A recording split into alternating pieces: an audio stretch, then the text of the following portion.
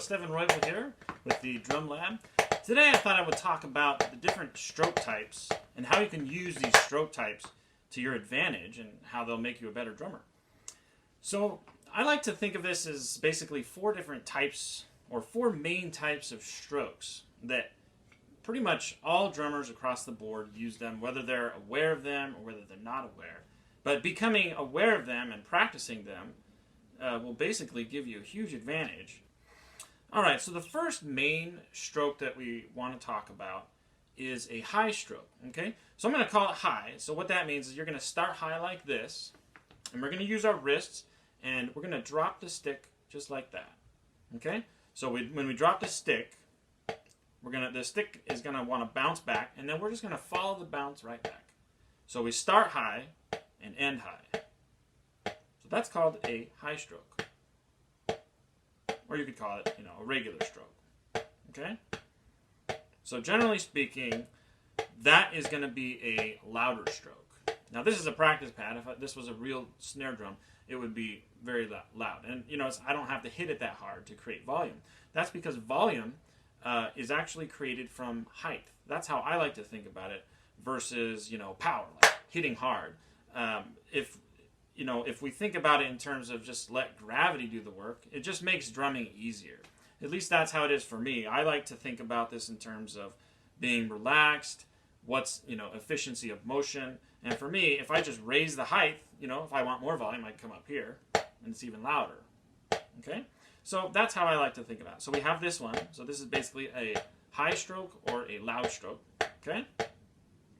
Now we have low strokes or tap strokes. Okay? And so these are, you're down low like this, and you basically tap. Just a nice little soft tap. I like to tell some of my students, pretend like you're drumming on a baby bird or something. You don't want to hurt it, right? Okay? So that's kind of the key to getting this stroke quality, mentally speaking, is to just pretend like you're, gently stroking a baby bird and you don't want to hurt it, and if you want to think in a morbid way, for your big strokes, you could be like, okay, this is a horrible angry dog who's trying to kill me, and you can go away, dog. It's just kind of a silly thing that you can think about if you want to. All right. So then there's two more strokes besides those other two. We have upstrokes. So upstrokes are you're down low like this, okay, and you're just going to do a tap stroke. But after the tap, you're actually going to pop your wrist up, just like that. Okay. So we're going to go pop up. Okay. So the way I like to teach it is I'll just grab a snare drum here. Okay, so here's a snare drum, and I'll do this with my students, and I'll be like, okay, now here's the drum. Okay, now hit the drum up there.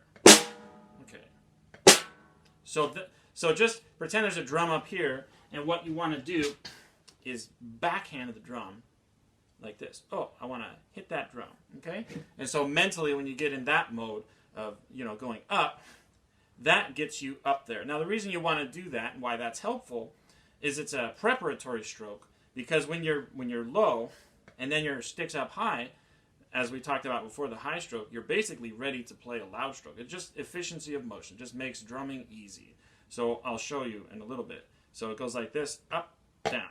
So soft, loud, soft, loud, soft, loud. Okay? Oh, you probably noticed me doing the down one, coming high, starting high and then coming down. That's the last stroke type, which is a down stroke.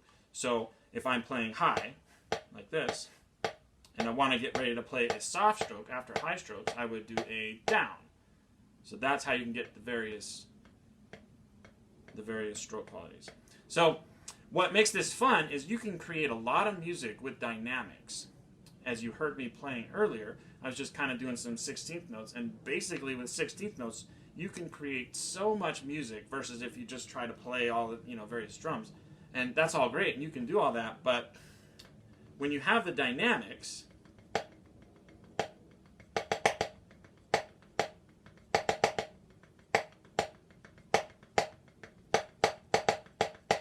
it just makes drumming so much more fun when you're able to basically freely, realize, okay, be conscious of, I want to do some ups here, I want to do some up here, do some down, do some accent, and then the music just starts coming out of your brain. All right, thanks for watching my video. If you are interested in learning about drumming or want to get to know me more, feel free to send me a message on Facebook, send me a like, or check out my website. Thanks for watching.